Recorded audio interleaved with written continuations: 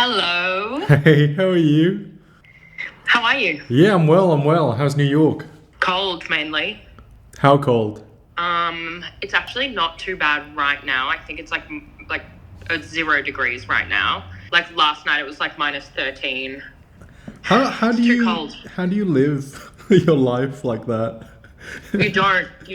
Like it's too cold and I'm really excited to get on a plane to Australia. It's 30 Yeah. degrees today, and Tell us. I'm indoors and in danger of getting a suntan. Yeah. Yeah, how's it all going? Or am I gonna ruin whatever you wanna talk to me about? No. Yeah, it's going good. The last time when's the last time we talked properly? Like a year, yeah, I would say. When you were Well, yeah, March. Yeah, so that was just when we had just, I say we, it's just me. When I just rebranded, I think, to front Yeah. office.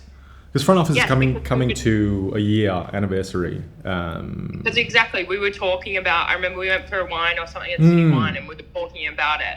And you were thinking long and hard about whether to trigger the rebrand or not. So yeah, exactly. Wow, God, what a year it's Yeah, been. so it's been a year. So it's like up until that point, I was selling sort of, well, cheeky, Yeah. satirical merchandise, and I think I just got like really into making clothes, and Yeah. that had really outpaced my tolerance for like being a cheeky boy, Yeah. and it was like I am like going to be 40, and I just felt like making cheeky merchandise really had a short lifespan in my mind. And then, so how's it been going though? So is your split still the same in terms of you doing the surgery stuff a couple of days a week or not? Yeah, so here's the thing, right? As of a month ago, I've basically moved completely to fashion. Wow, Ken. I know. Wow. Okay. Yeah. And then So I mean, And- I'm still practicing enough to keep my registration. So that's like in my mind once every fortnight. The rest of it is just managing whatever I've managed to cook up here. Really. how are you feeling about the shopfront situation? Are you starting to get increasingly anxious about it, or are you feeling really good? I don't think I've never not been anxious about what I'm doing. I think That's true. that's just part of my my brain. But Yeah. the story is the lease was up at the old studio in Footscray, and I needed to move somewhere, anywhere, anyway, and it was going to be another office studio. But I think something weird is happening with Melbourne retail now. So I think a lot of people are going out of business. Like the mainstays are still around, like the Lululemons and the what have you, right? They can still afford to be around, but all the small players are closing. So rent became almost like basically equivocal. So I was looking at South Side versus North Side. That was a big thing in my head for a while Yeah. because they're so different, aren't they, in Melbourne? Because there's no, it had to be north side. Did you think? Yeah. I wasn't sure. Like for a while, there was a big discussion in my head, right? Which side of Melbourne does this brand belong in, really? There's no discussion in my mind. Really? Yeah. Yeah, it's that gentrified Fitzroy type. It's not the deep north, but it's not a South Sider. Broadly speaking, it's not a South Yarra type brand, really. It's got more substance than that. Fitzroy's so gentrified now that it really is a glorified version of that. That's the perfect thing, mix. right? I'm astounded. Like my block that the shop is on is around the corner. Like I'm 30 meters away from Aesop, maybe 50 meters away from Lalabo. It's a strange. And then there's me, and then the shop next to me, right, is not even a shop. It's like some guy has rented out like the front of it just to sell. Like it's like a garage sale. Like he sells his own knickknacks, and the doors are never open. And they're like, if you're interested in what's in the window, give me a call at this mobile number. And it's like garden gnomes and like old typewriters and stuff. I love that. So but stuff like that means that the suburb still has some character. It's not fully gentrified. Yeah, yet. it's a But I do think yeah, exactly. that, well, that's very exciting. It's exciting, Great. but like but the fit out is very, very basic. I feel like some weekend pop-ups have a more impressive fit out than I do here. But it'll yeah, evolve and find its thing. Like, that's what I'm everything's hoping. a process. I'm hoping that it evolves because I don't want to spend all this money and then have this huge pressure to make that money back, in the first week, second week, like let's go, let's go, let's go. I think that would ruin the entire thing for me, It's not even going to be open Monday to Sunday is the plan. The plan's just Monday to Thursday I work here, like doing my little videos and, designing and running the brand. And then the weekend it opens Friday evening, Saturday for 6 hours, like 9 to 3, Sunday 9 to 3 or 10 to 4. And so it opens just on weekends. So Yeah, I think that's perfect. like the lease here is 3 years, which is, almost crazy to think about because the brand's only been like literally like a year old. That's crazy. And to think like, oh, are we gonna still be around 3 years from now? It's like a real binary, right? It's either the brand is gonna be too big for this space in 3 years and we need to move on somewhere else, or the brand will be dead. Yeah. So either way, this is a temporary space, I feel. Like I'm excited. Like I'll show you around when you're here. It'll be so fun. Yeah, 100%. I know. How perfect timing that I'm going to be here to witness all of this. I've loved just being like randomly around for every step of this journey. It's so great. I'm very excited. It's for insane, you, and I right? can't wait to see it. I know. Like Yeah, it's insane. I've been traveling so much in the last year. I've been to China, Japan twice. I've been to Europe twice. Just trying to set up the next phase of this business. So the clothes are like, I was always proud of what I was doing, but the clothes now are really, really nice. Yeah, I know. I send like your Insta profile to a male friend like every week. And I'm like, no, you should be wearing stuff like this. You should be wearing my friend's brand. It's cool.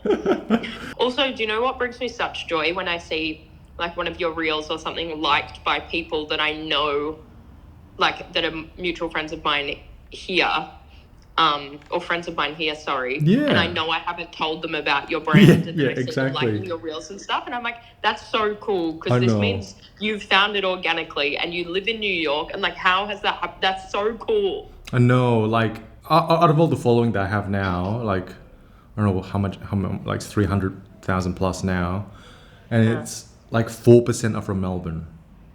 Wow, really? Yeah. That's so fascinating. It's so crazy. Like the biggest following I have is literally from New York, actually. Wow. I know. So. Damn, New York pop up. Yeah, I just feel like, so why am I having a shop here when 4% of the following is from Melbourne is a valid question that I ask myself often. I mean, that's fair, but I think it's also what's feasible right now. So you're at a point where you want to expand the brand and what it stands for into a bricks and mortar space as well. Yeah. And it doubles as an office.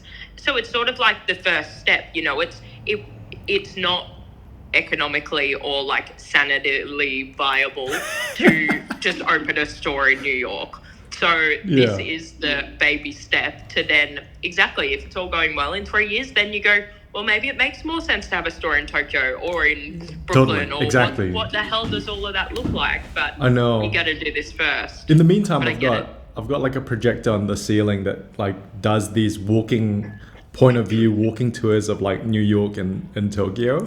That's cool. So I can just sort of project my own fantasies on the wall. That's cool. I love that. I can't wait to see the space. I need to hire someone, which is, for me, like very uncomfortable, because there are like two modes. I feel I can either hire someone who knows nothing, and I can kind of fill their head with my ideas of how things are done, but that requires a lot of time and it requires a lot of onboarding or whatever you want to call it. And I'm not sure whether that results in anything, whether they'll stick around, whether they will, learn, whether they will take on the stuff well, or I could hire someone who's at a very high level, but then the identity of the company changes a little bit, right? Like and maybe it's a control thing. No, I think it's all those things are valid. Yeah, I don't think there is a right approach. It's unfortunately just a right person, like you'll know when you know vibe. I just need to get more reps in as a boss, ultimately. Because like when I was a doctor, well, I still am, but when I was working more as a doctor, I didn't hire them. Like the junior doctors were hired by the hospital, and we were kind of pulled into work together. And I think when I was like in my mid-20s, late 20s, like I was not a great boss. I was just so. I think I put a lot of pressure on the junior guys, and I think I'm overcorrecting right now because I don't want to be a bad boss. No, you literally couldn't imagine this. No, when I literally. last saw you. And literally, you actually couldn't.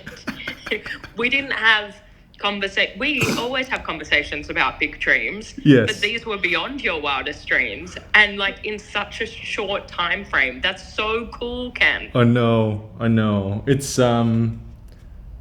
I just don't know what's the best attitude to have towards it, whether I should be like eternally grateful or whether I should be like, yeah, this is supposed to happen. It's like, it's neither, really.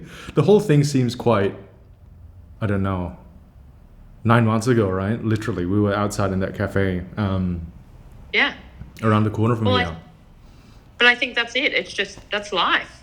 That's life. It just happens and you roll with it, and it's exciting and it's scary and it's, is it lucky, or did I work for this, or is it the right path? Like, this is all just one beautiful metaphor for, that's a life well lived.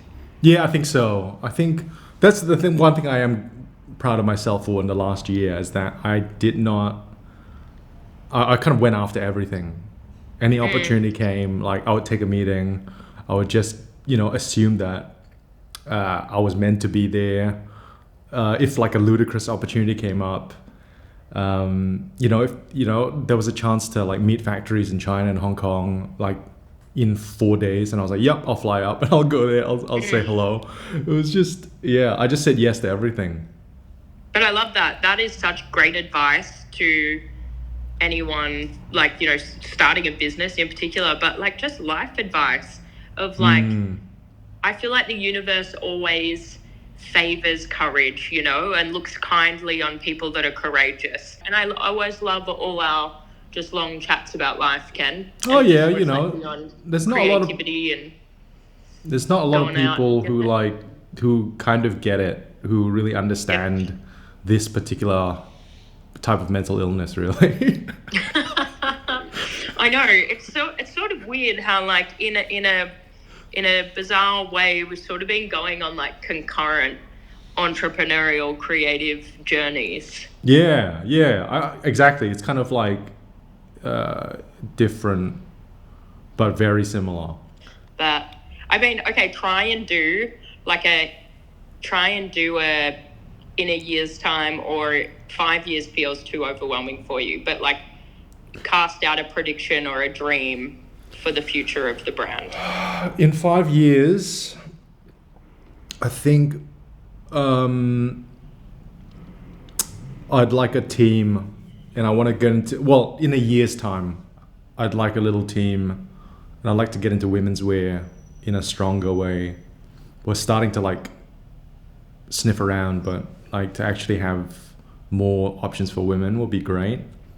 And I would love for the ideas of this physical space to be more realized. So it's like more I don't have to come in and buy stuff, like come in and read a book. No expectation of commerce would be really nice. I love that. Well, it's space. It's just it's a space. And you know what? I think also there's something really cool about this moment in culture, but then also combined with how your brand started. I think there's something really interesting about us craving taking online communities offline. That's the funny thing about this little adventure. Yeah, I know.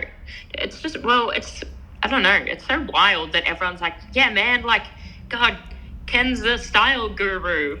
Like, and what? You're just like, No, as in like that's who you are online. You're like the guy that does the awesome like Yeah. informative design videos and knows all this fashion, and you're like, dude, I was just like a medical guy, and like I'm the king of style on the internet.